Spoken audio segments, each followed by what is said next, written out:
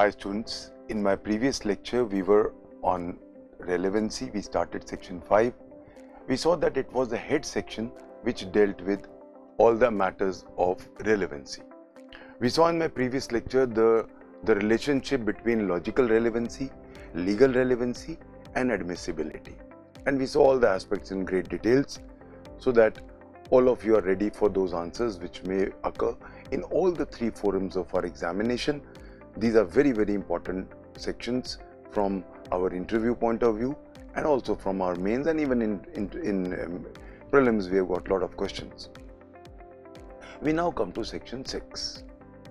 Section 6 is one section which has found its place again and again in all the forums of our examination. We have to go in great details of this section. Section 6 is famous as res gestae.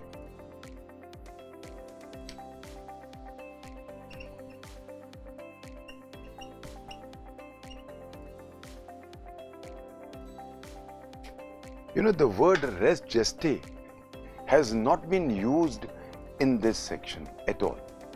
Res gestae is a Latin term which basically means thing done. ये question भी prelims में आया हुआ है. What is the meaning of the word res gestae? You know, the word res gestae, as I told you, being a Latin term, it's a noun which basically means things done. The origin of this concept and term came up somewhere around 1610. It is basically a rule of evidence. Res gestae is one of the most important topics of Evidence Act, and as I told you, we find it again and again in various stages of our examinations. Let's go to the very basics. Since we can have a complete question of 15 to 20 marks on res gestae in various aspects, I'm going to discuss each and every aspect threadbare on res gestae. I'll make you write, because this is one topic which I guess I'll have to give a lot of dictations because of the importance of this section. Now, you know, first we must understand the concept. Then I'll make you understand, write. First, let's completely understand concept क्या है res gestae का. You know, जो section 6 से शुरू हो गया, section 5 ने एक बेसिक चीजें बता दी कि वही चीजें रेलेवेंट होंगी जो अब हम बता रहे हैं, and of no others. Section 6 से लेकर सेक्शन 11 तक जनरल रेलेवेंसी से, general matters of relevancy. Section 12 से स्पेसिफिक चीजों की रेलेवेंसी शुरू हो जाती है. फॉर एग्जाम्पल सेक्शन 12 में डैमेजेस आ जाएगा, 13 में कस्टम्स आ जाएगा वगैरह. जब हम कहते हैं जनरल रेलेवेंसीज, तो सबसे इंपॉर्टेंट रेलेवेंसी कौन सी है? कौन सी चीज, कौन से एविडेंस हम मानेंगे कि सबसे ज्यादा रेलेवेंट है? अगर हम कोई भी एक एक्ट को पकड़े, कोई भी एक्ट ले लो, सबसे इंपॉर्टेंट चीज कब होती है? जब वो एक्ट हो रहा होता है, when that act is in progress. एक मर्डर का केस ले लो. The fact in question is whether A has murdered B. सबसे इंपॉर्टेंट एविडेंस कौन सा होगा? जब A B का मर्डर कर रहा था, उस टाइम पे क्या क्या हुआ? जब ए बी का मर्डर कर रहा था, उस टाइम क्या क्या हुआ? वो पूरा एक क्या चीज है? एक ट्रांजैक्शन है.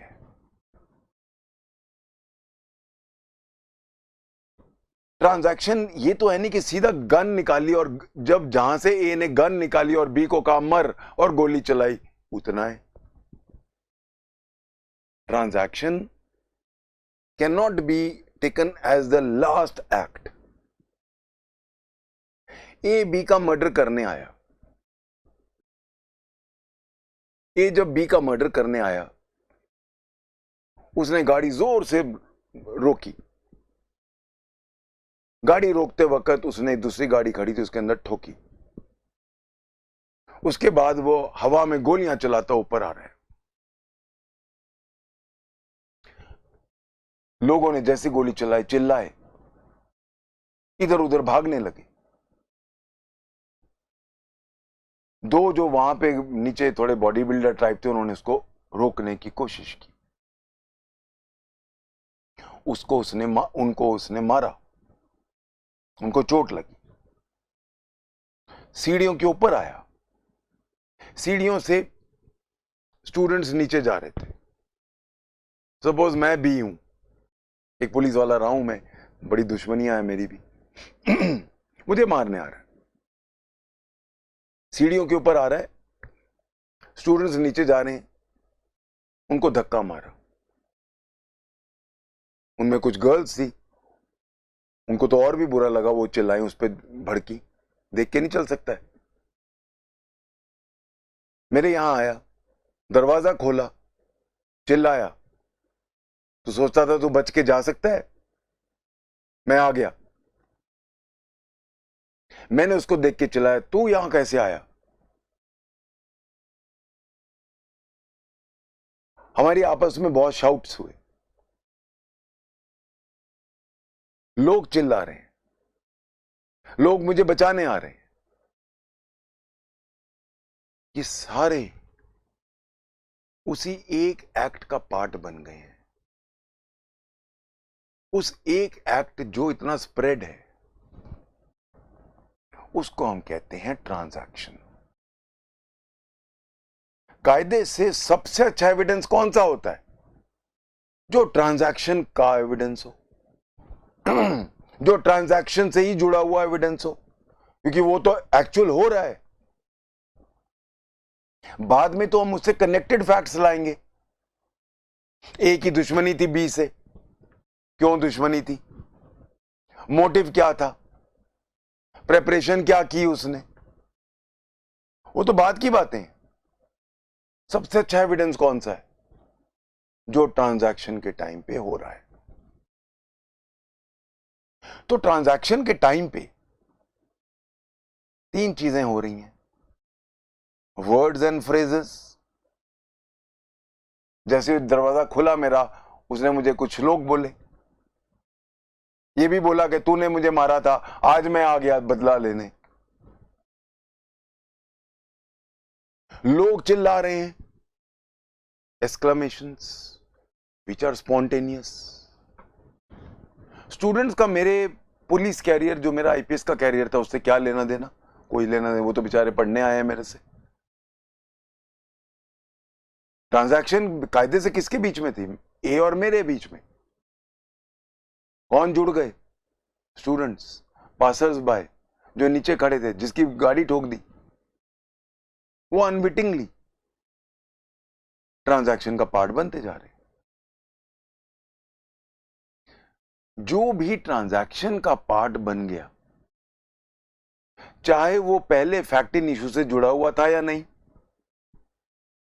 जब तक ए मारने नहीं आया था मुझे, आप लोगों को पता भी नहीं था ए कौन है, ए की दुश्मनी क्या है मेरे से। बट सडनली आप उस ट्रांजैक्शन का पार्ट बन गए।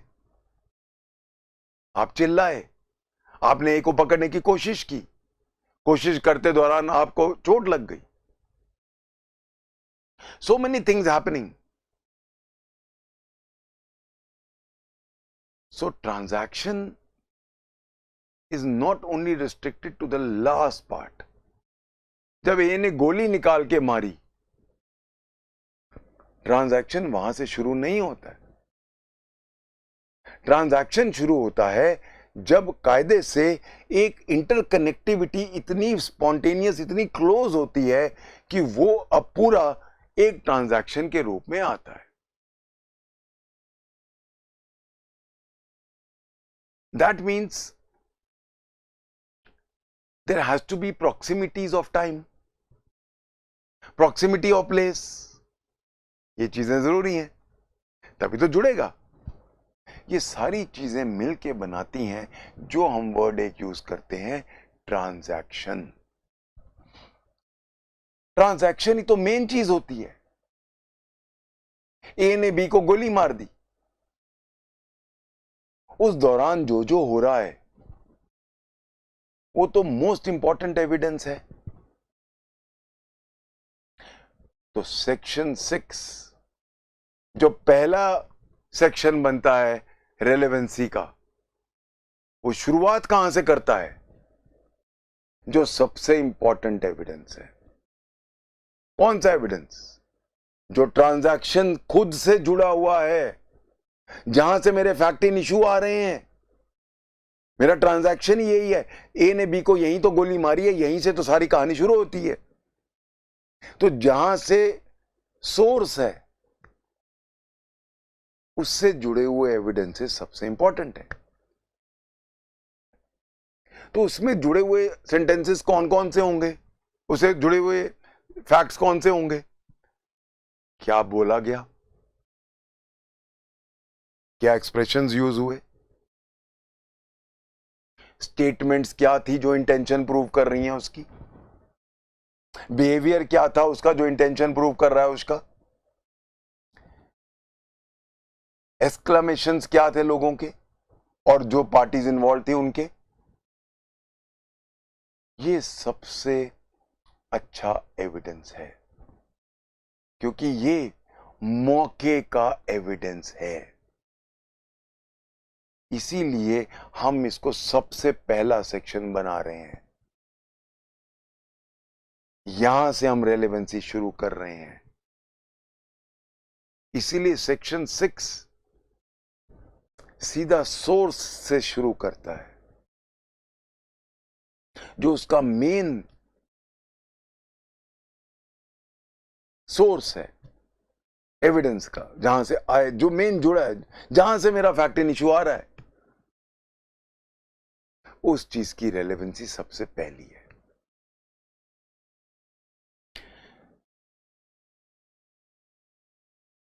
रेस जेस्टी बेसिकली क्या कहता है? कुछ भी लोग अगर मेन ट्रांजैक्शन से जुड़ जाएं, जो जो लोग ट्रांजैक्शन से जुड़े हुए हैं उनका, उनके वर्ड्स, उनके एक्सक्लेमेशंस, उनका बिहेवियर, वो सब रेलेवेंट हैं as part of the main transaction. कहानी यहीं से शुरू हो रही है। तो जहां शुरुआत है, द फाउंटेन हेड के साथ जो एविडेंस जुड़ा हुआ है वो तो बहुत अच्छा एविडेंस है। ऐसा एविडेंस जो ट्रांजैक्शन में चाहे पार्टीज ए और बी के साथ जुड़ गया, या वो लोग जो कनेक्टेड नहीं थे मेरे इशू में वो भी जुड़ गए।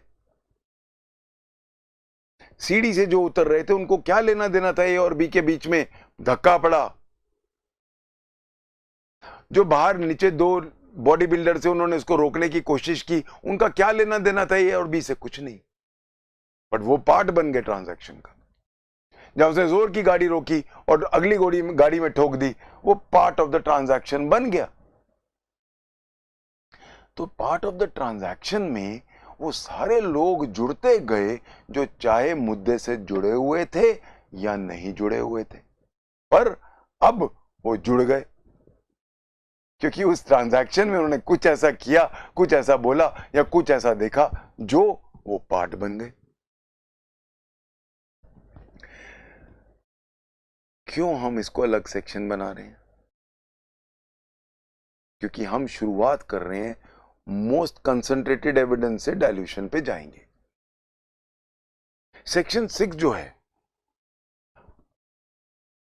makes relevant the very fountainhead of the entire aspect. जो मेन, हिंदी में क्या कहते हैं, स्रोत हमारा यही है, यहीं से शुरुआत है। ये तो बेस्ट एविडेंस है, क्योंकि ये ट्रांजैक्शन से ही जुड़ गया। What is the effect? Effect ये हो गया कि अगर ये प्रूव हो गया कि ये एविडेंस रेस जेस्टी है, ये एविडेंस मेन ट्रांजैक्शन से जुड़ा हुआ है, तो वो evidence most reliable, most dangerous evidence है। इफेक्ट क्या है रेस जेस्टी का? A judgment can be based on evidence which forms part of res gesti. अगर वो फैक्ट इन इश्यू को क्लिंच करता हो, वो काफी है। सो रेस जेस्टी का जो दर्जा है, इट इज द हाईएस्ट। इसीलिए अगर मुझे मैं एक पुलिस वाला रहा हूं, कितने डेकेड्स रहा हूं, अगर हमें कोई रेस जेस्टी मिल जाता था, अगर हमें कोई मिल जाता था मौके का evidence,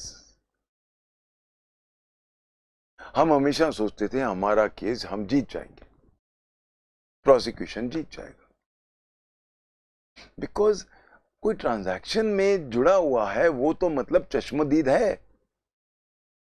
he is present on the spot. उससे बेटर हमें एविडेंस कहां से मिलेगा? दिस इज द वाई, क्यों सेक्शन 6 अलग बनाया हुआ है हमने, दिस इज द रीजन। ये तो था पहला पार्ट। अब एक क्वेश्चन उठता है मेरा, हम इसको कितना स्पॉन्टेनियस रखें? किस चीज को हम ला सकते हैं? जो बेसिक वर्ड्स हैं रेस जेस्टी के, जो फैक्ट हम अभी ला रहे हैं, वो हमारे मेन ट्रांजैक्शन का जुड़ा हुआ मुद्दा है, स्पॉन्टेनियस है, इमीडिएट है। So spontaneity and immediacy are the twin factors which will determine res gesti. अगर जब मैं कहता हूं स्पॉन्टेनियस, ओ ये क्या हो रहा है, ओ मार देगा अभी को, गोली चलाई, सोचने का टाइम नहीं है। What is spontaneous, what is immediate? सोचने का टाइम नहीं है। सोचने का टाइम दे दिया तो मैं उसमें कुछ डिस्टॉर्शन कर दूंगा। डिस्टॉर्शन करने का टाइम नहीं था, ये बेस वर्ड है।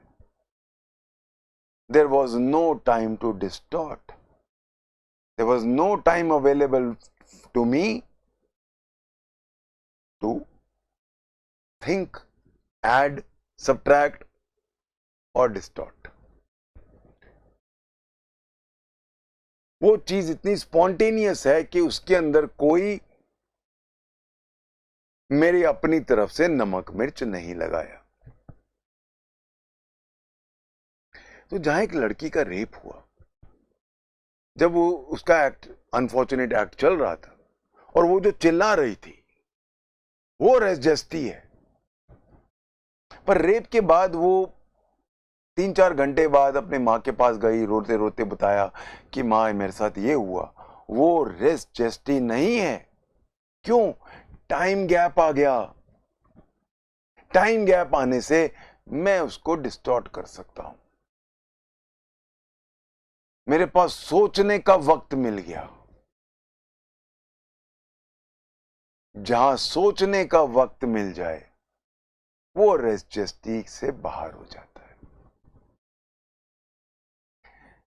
सोचने का वक्त कितना मिला? You know, we have a plethora of judgments on this. This whole concept of res geste जब पहली बार आया था और अब तक, you know, there has been a sea change. In the initial stages, minutest अगर आपको टाइम गैप आ गया तो रेस्ट जस्टी का बेनिफिट नहीं मिलता था, तो हम उस एविडेंस को रेस्ट जस्टी नहीं मान सकते थे. That is why I am saying the whole concept of res gesti underwent a huge sea change. अगर हम प्लीज राइट, लिखने की जरूरत नहीं है आपको, मैं आपको सब लिखवाऊंगा, because I know this is one question जो आना ही आना है, किसी भी रूप में आए.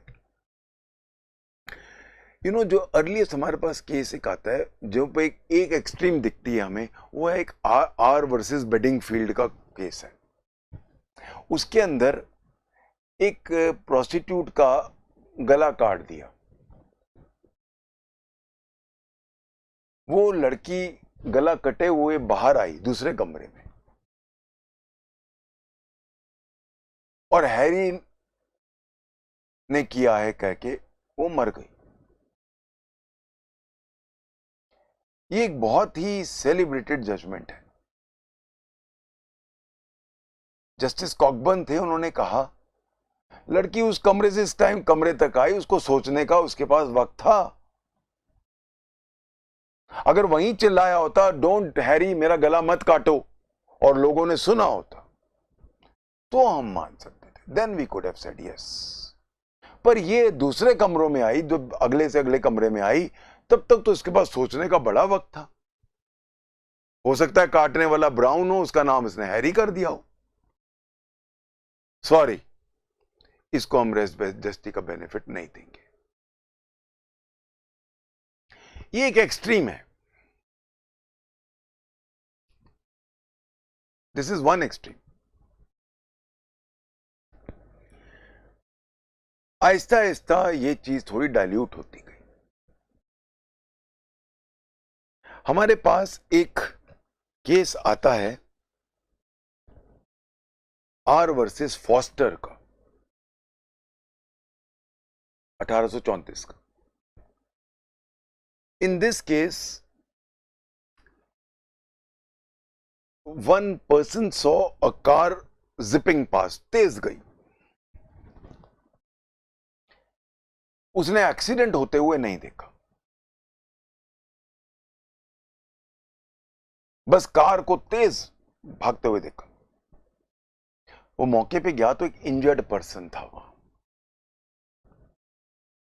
इंजर्ड पर्सन दर्द से कराह रहा था. He was writhing in pain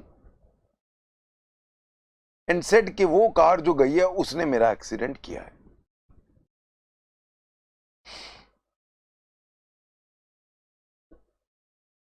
इस केस में जो ये गवाह बना, उसने देखा नहीं था एक्सीडेंट. जो आदमी मौके वो एकदम मौके पे भागा गया, और वो आदमी बुरी तरह दर्द में करा रहा था, और उसने कहा उस कार ने मेरा एक्सीडेंट किया है जो भागी है. कायदे से हियर से था, क्योंकि एक्सीडेंट इस गवाह ने नहीं देखा, अपनी आंखों से नहीं देखा, उसने सिर्फ कार को भागते हुए देखा. ये एक लैंडमार्क केस बना कि इसमें ये पहली बार बोला गया कि जहां पे सोचने का मौका ना हो, जहां पे हालात ऐसे हों कि साफ दिखता हो कि सोचने का मौका नहीं मिला, कंकॉक्ट करने का, डिस्टॉर्ट करने का मौका नहीं मिला, तो हम इसको डिस्पाइट द फैक्ट कि ये हियर से एविडेंस है, उसने अपने आप अपनी आंखों से एक्सीडेंट नहीं देखा था. So despite the fact that this is hearsay, still we will allow it as res gesti. तो एक था आर वर्सेस बेडिंगफील्ड, जहां पे सिर्फ दूसरे कमरे तक वो गई, तब भी उसने कहा ना, सोचने का मौका था उसके पास। और एक ये जहां एक्सीडेंट उसने देखा नहीं, तेज कार जाती देखी, फिर वो वहां मौके पे भागा तो वो गिरा हुआ था, चोट में था, बहुत बुरी तरह चोट लगी हुई थी, उसने दर्द में रोते रोते कहा वो आदमी मार गया, वो गाड़ी मार गई। तो कायदे से there has been a dilution, और ये कॉमन सेंस की बात है कि this is a more acceptable way. इसका दूसरा, इसके बाद हमारे पास बड़े इंपॉर्टेंट दो और आते हैं। एक आता है Ratten versus Queen, RATTEN versus R. See, जब भी हम कहते हैं R versus R basically means regency. Regent क्या होता है? किंग भी हो सकता है, क्वीन भी हो सकता है, तो रीजेंट कहते हैं वहां पे कॉमन लॉ में, तो आर का मतलब रीजेंट होता है। ओके, नाउ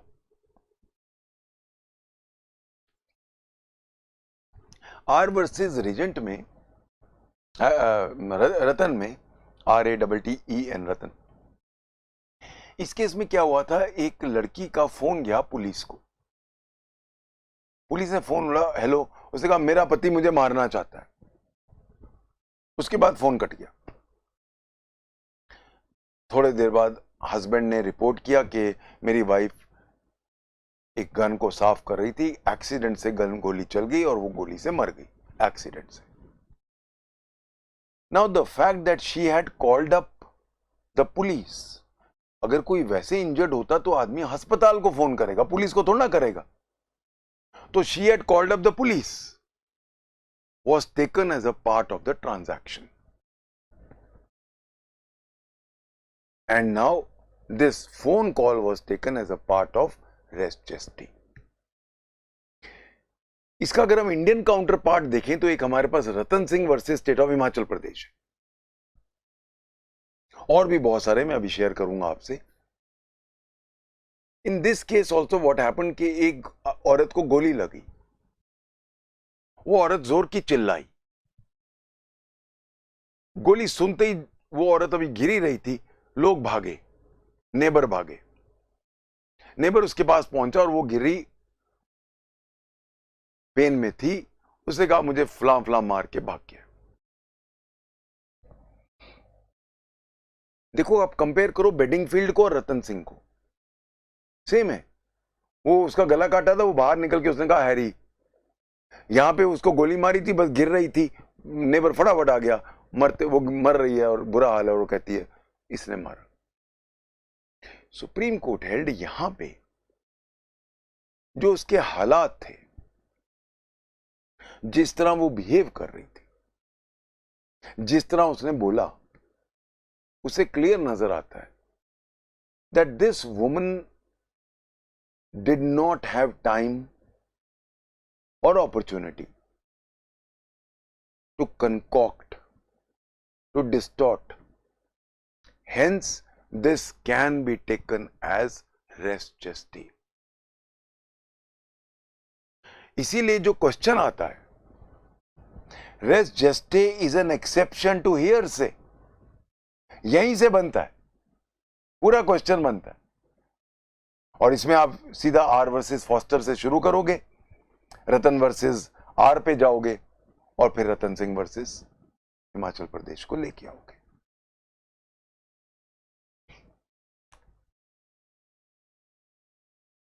रेस जेस्टी जो है